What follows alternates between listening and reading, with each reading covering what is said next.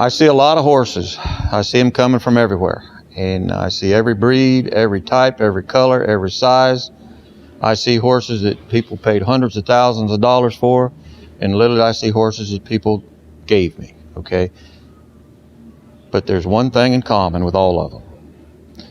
When the horses have troubles, normally it's human influence, environmental problems.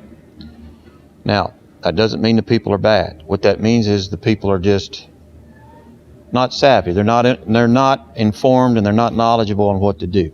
So they listen to the feed company to feed this. They listen to the farrier to do that. And the poor old vet's telling them this, where everybody is just like a big ocean of confusion going on there. So there's a few things I want to tell you about that I have observed, and in about under 20 minutes, I can tell you what has taken me 20 years to learn, if you listen. The first thing that I see that affects horses is there's been so many steps skipped in their early stages of life.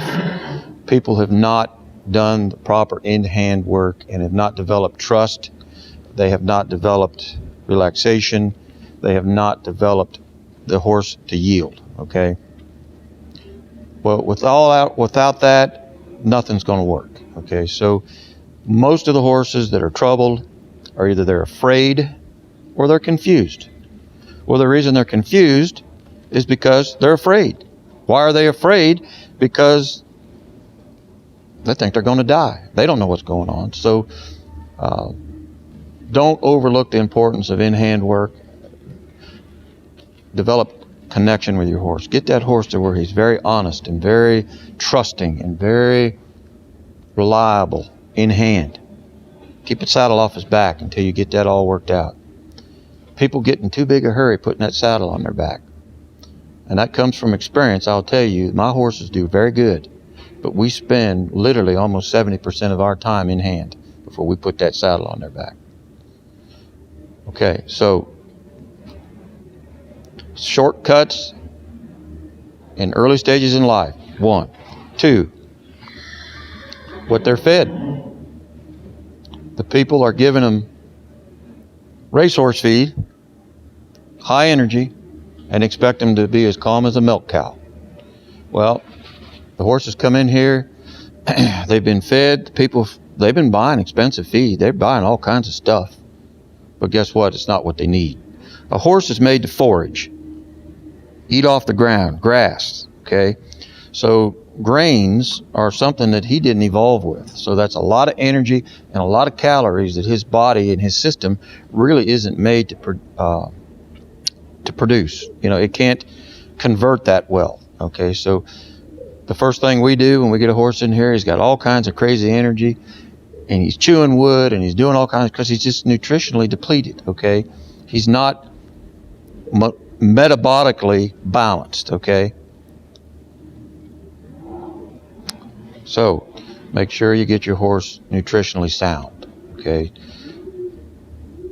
Next problem we see, huge problem, huge, is feet. The horse's feet.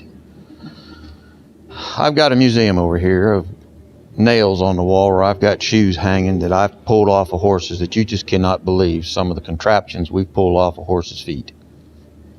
The imbalance of their feet, okay?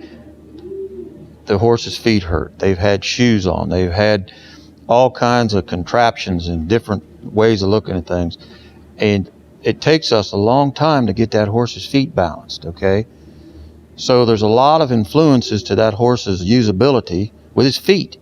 All right. We want our horses here to be barefoot in the schooling process primarily.